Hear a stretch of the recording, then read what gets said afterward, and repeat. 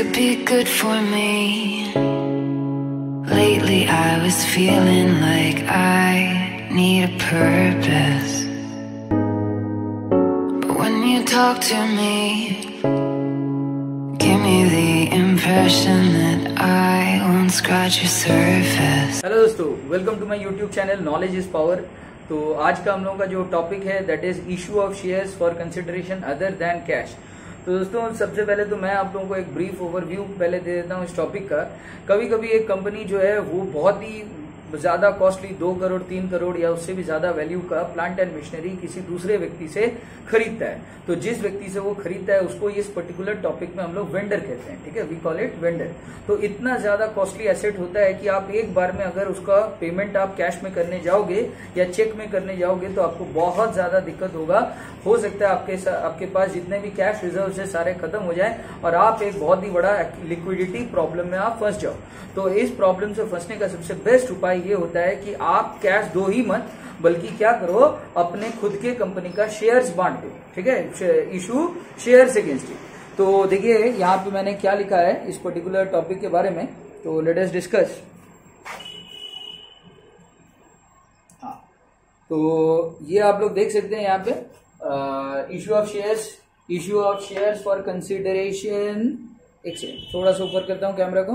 तो issue of shares for consideration other than cash, ठीक है। तो अब देखिए यहाँ पे क्या मैंने क्या लिखा है। सबसे पहले तो बैकग्राउंड मैंने बताया कि sometimes a company wishes to buy a very costly plant and machinery और एनी अदर एसेट, ठीक है। तो कभी कभी एक कंपनी जो है वो बहुत ही कॉस्टली प्लांट एंड मशीनरी या कोई दूसरा एसेट खरीदना चाहता है from a vendor, but instead of making payment through cash, ठीक है, यहाँ पे वो पेमेंट कैश में नहीं करके वो क्या करना चाहता है, और by cheque making payment through cash और by cheque the purchasing company may wish to issue its own shares. तो यहाँ पे वो कैश या चेक के जरिए पेमेंट नहीं करके वो क्या करना चाहता है, वो इस बड़े रकम का पेमेंट वो शेयर्स के जरिए वो करना चाहता है। तो आप लोग यहाँ पे देख सकते हो कि this is done to avoid any type of liquidity problem.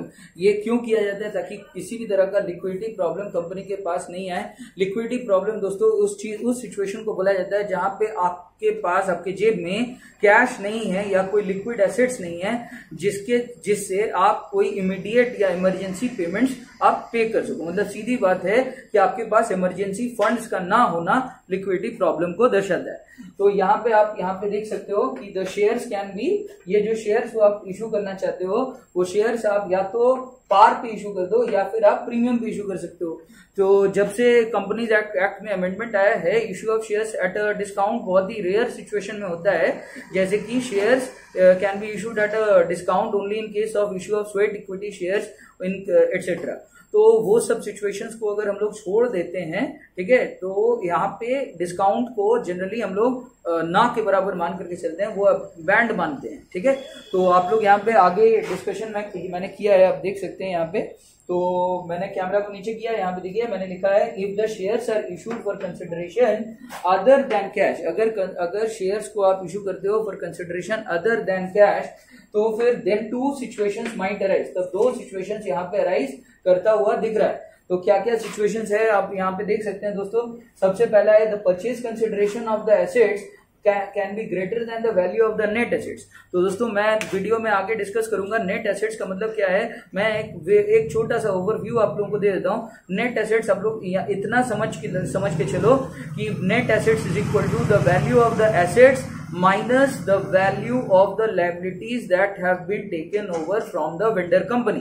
जैसे कि सिंपल सा एग्जांपल ले लीजिए, मान के चलते हैं कि 100 रुपया का मैंने किसी दूसरे वेंडर कंपनी का मैंने एसेट्स खरीदा और 20 रुपया का मैंने लायबिलिटीज भी उसी कंपनी का एज्यूम कर लिया। तो 100 rupees minus 20 rupees that is equal to कितना हो गया, 80 रुपीज। ये जो 80 रुपीज का जो डिफरेंस आ रहा है that is called as the net assets. आप लोग इसको अकाउंट्स में नेटवर्थ के नाम से भी जान सकते हो, ठीक है। बहुत सारे किताबों में नेटवर्थ वर्ड भी यूज किया हुआ रहता है। Many books also use the word share holders funds और द ओनर्स फंड्स, ठीक है। शेयर होल्डर्स फंड्स या ओनर्स फंड्स का वर्ड भी ये लोग यूज करते हैं। बात समझ गए। तो नेट एसेट्स कुछ नहीं होता है दोस्तों, नेट एसेट्स होता है the total amount of the assets minus total amount of the liabilities that have been taken over. अच्छा, इसके बाद आप यहाँ पे देख सकते हो कि परचेज कंसिडरेशन जब वैल्यू ऑफ नेट एसेट से ज्यादा हो जाता है है, तो उस सिचुएशन में हम लोग यहाँ पे अकाउंट्स में किस चीज का रिकॉर्डिंग करते हैं उसको जरा सा देखिए. When the purchase consideration of the assets is greater than the value of the net assets, in such a situation the difference is called as goodwill. तो जो डिफरेंस होगा उस डिफरेंस को क्या कहा जाएगा? गुडविल. जहां पे गुडविल का वैल्यू क्या होगा वो भी मैंने यहाँ पे बोर्ड में लिख दिया है. तो goodwill is equal to purchase consideration minus value of net assets. तो आप लोग यहाँ पे देखिए बार बार मैं परचेज कंसिडरेशन वर्ड यूज कर रहा हूं. परचेज कंसिडरेशन का मतलब वेंडर कंपनी को जितना रुपया का पेमेंट आपको करना पड़ेगा उस अमाउंट को यहाँ पे परचेज कंसिडरेशन बोला जाता है. मतलब जैसे कि suppose for example vendor company से आपका सेल एग्रीमेंट साइन हुआ है 500 रुपया का, यानी कि 500 रुपया आपको वेंडर कंपनी को पे करना पड़ेगा. तो ये 500 रुपया आपके लिए क्या हो गया?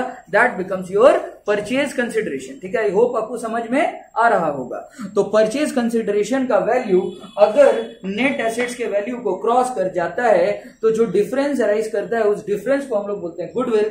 जहां पे गुडविल का वैल्यू होता है purchase consideration minus value of net assets. अब यहां पे मैं कैमरा को और थोड़ा नीचे करता हूं ताकि मैं सेकंड सिचुएशन को समझा पाऊं.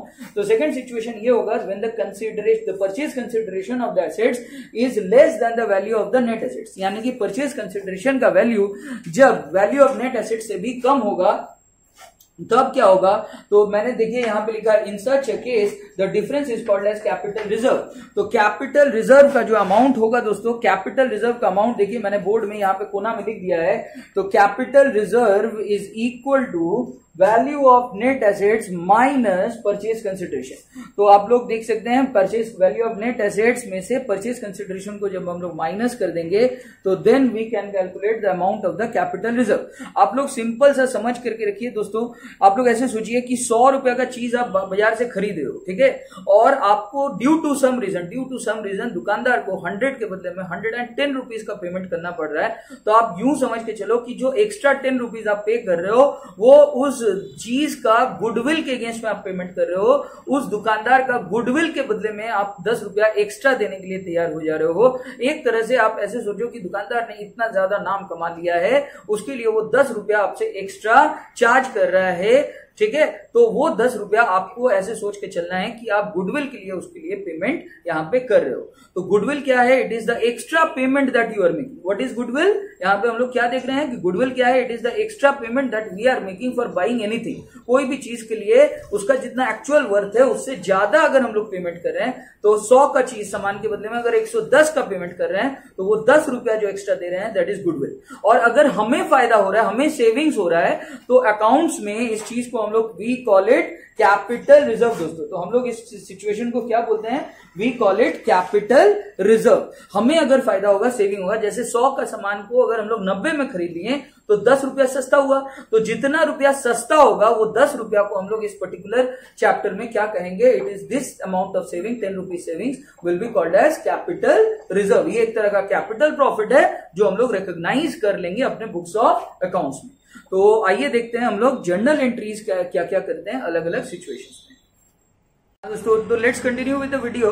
तो हम लोग यहाँ पे एक छोटा सा एग्जांपल से समझेंगे, एक छोटा सा एग्जांपल के जरिए हम लोग समझेंगे कि क्या जर्नल एंट्रीज किया जाएगा परचेजिंग कंपनी के बुक्स में. तो आप लोग यहाँ पे देख पा रहे हैं इस पर्टिकुलर सिचुएशन में कि मैंने एक छोटा सा एग्जांपल लिया है. वहां पे आप देखिए, मैं थोड़ा सा कैमरा को ऊपर कर रहा हूँ. एक्स लिमिटेड यहाँ पे मैंने एज्यूम किया है as the purchasing company and Y limited को मैंने एज्यूम किया है एज द वेंडर कंपनी. ठीक है, एक्स लिमिटेड मेरे लिए परचेजिंग कंपनी है और वाई लिमिटेड मेरे लिए वेंडर कंपनी है. तो सिचुएशन मैंने ये एज्यूम किया है कि एक्स लिमिटेड वाई लिमिटेड से एसेट्स और लायबिलिटीज टेक ओवर कर रहा है और बदले में वाई लिमिटेड को अपने खुद की कंपनी का शेयर्स बांट दे रहा है, वो भी पार पे. ठीक है, तो मैंने लिख भी दिया है इसको. आप लोग देख सकते हैं यहाँ पे कि एसेट्स देखिए कितने अमाउंट का उसने एसेट्स टेक ओवर किया वाई लिमिटेड से. एसेट्स टेक ओवर किया 1000 रुपीज का, जबकि लायबिलिटीज टेक ओवर कर रहा है वो 200 रुपीज का. 200 रुपया का यहाँ पे वो लायबिलिटीज टेक ओवर कर रहा है वाई लिमिटेड से. और परचेज कंसिडरेशन दोनों कंपनीज के बीच में फिक्स हुआ है एज 1200. ये एग्रीड प्राइस है. इस पैसे को कैसे दिया जाएगा? By the issue of shares. बहुत ही इजी क्वेश्चन मैंने लिया है दोस्तों ताकि मैं आप लोगों को समझा सकूं. It is a very very easy question. अब देखिए, passed necessary journal entries in the books of X limited assume issue of shares is at par. आपको ये एज्यूम करना है कि shares are issued at par. तो आप लोग देखिए यहाँ पे बहुत ही आसान सा सिचुएशन है. कैलकुलेशन ऑफ नेट एसेट्स हम लोग सबसे पहले करेंगे. ठीक है, ये यहाँ से मेरा सॉल्यूशन शुरू हो जा रहा है. तो दिस इज माई सॉल्यूशन. तो यहां से मेरा सॉल्यूशन स्टार्ट हो जा रहा है। तो सॉल्यूशन में सबसे पहले हम लोग नेट एसेट्स को कैलकुलेट करेंगे। एसेट्स का वैल्यू हम लोग कितना देख पा रहे हैं क्वेश्चन में, 1000 रुपीज। एक्स लिमिटेड ने वाई लिमिटेड से 1000 रुपीज का एसेट्स टेक ओवर किया था। 1000 रुपीज का यहाँ पे एसेट्स टेक ओवर किया था, आप लोग देख पा रहे हैं। और लाइबिलिटीज कितना का टेक ओवर किया था, 200 रुपए का लाइबिलिटीज टेक ओवर किया था। तो मैं बस उसी चीज को सोल्यूशन में लिख रहा हूँ। एसेट्स का वैल्यू 1000 है, लाइबिलिटीज का वैल्यू 200 रुपया है, और 1000 में से 200 को पहले मैं माइनस कर दूंगा तो कितना रुपया आ जाएगा, 800 रुपया आ जाएगा। ये 800 रुपया को मैं क्या बोलूंगा, नेट एसेट्स। अब इस नेट एसेट्स के साथ मैं परचेज कंसिडरेशन को नीचे कंपेयर करूंगा। तो आप लोग देख पा रहे हैं यहाँ पे परचेज कंसिडरेशन का वैल्यू है 1200 रुपया, जबकि नेट एसेट्स का वैल्यू है 800 रुपया। तो ऑब्वियस सी बात है कि परचेज कंसिडरेशन ज्यादा है। तो आपको क्या करना पड़ेगा, यहाँ पे मैंने अभी अभी बताया कि ये जो डिफरेंस आएगा, परचेज कंसिडरेशन जब ज्यादा हो जाएगा नेट एसेट्स के मुकाबले में, तो जो डिफरेंस अराइज करता है उस डिफरेंस को हम लोग गुडविल नाम देते हैं। तो गुडविल का यहाँ पे वैल्यू क्या हो जाएगा, goodwill is equal to purchase consideration minus net assets, that is 1200 minus 800, that is equal to 400 रुपया। 400 rupees is the amount of the goodwill. अब देखिए जर्नल एंट्री हम लोग क्या करेंगे एक्स लिमिटेड के बुक्स में। जर्नल एंट्री देखिए दो पार्ट में मैंने बांट दिया है, पॉइंट नंबर 1, पॉइंट नंबर 2। तो पॉइंट नंबर 1 में जब एसेट्स हम लोग टेक ओवर कर रहे हैं तो जर्नल एंट्री क्या होगा, एसेट्स अकाउंट डेबिट, ठीक है, गुडविल अकाउंट डेबिट। अच्छा, गुडविल भी एक तरह का एसेट्स है, मैं पहले ही आप लोगों को बता देना चाहता हूं। Goodwill is also a type of asset, it is an intangible fix asset, ठीक है। तो इसीलिए एसेट्स के जस्ट नीचे हम लोग इसको शो कर रहे हैं। तो assets account debit 1000 rupees, goodwill account debit 400 rupees, liabilities account credit 200 rupees, और वाई लिमिटेड को देना है 1200 रुपया। वाई लिमिटेड हो गया यहाँ पे आपका वेंडर। तो आप यहाँ पे देख पा रहे हो, नरेशन मैंने दिया है, being assets and liabilities of Y limited taken over, ठीक है। तो आप लोग देखो यहाँ पे टोटल भी आपका मैच कर जाएगा। 1000 plus 400 that is 1200 is the total of the debit side, और 1200 plus 200 that is 1400 is the credit side total. अब आप सेकंड जर्नल एंट्री की तरफ देखो। सेकंड जर्नल एंट्री में वाई लिमिटेड अकाउंट डेबिट 1200 रुपया to share capital account credit 1200 रुपया। तो यहाँ पे आप देख पा रहे हो कि being shares issue to Y limited at par recorded, हम लोग शेयर्स इशू कर दिए हैं to Y limited at par, और इस चीज को हम लोगों ने क्या कर लिया, इस चीज को हम लोगों ने रिकॉर्ड कर लिया। तो इस तरीके से हम लोग इसको जर्नल एंट्रीज को कर लेंगे when shares are issued for consideration other than cash.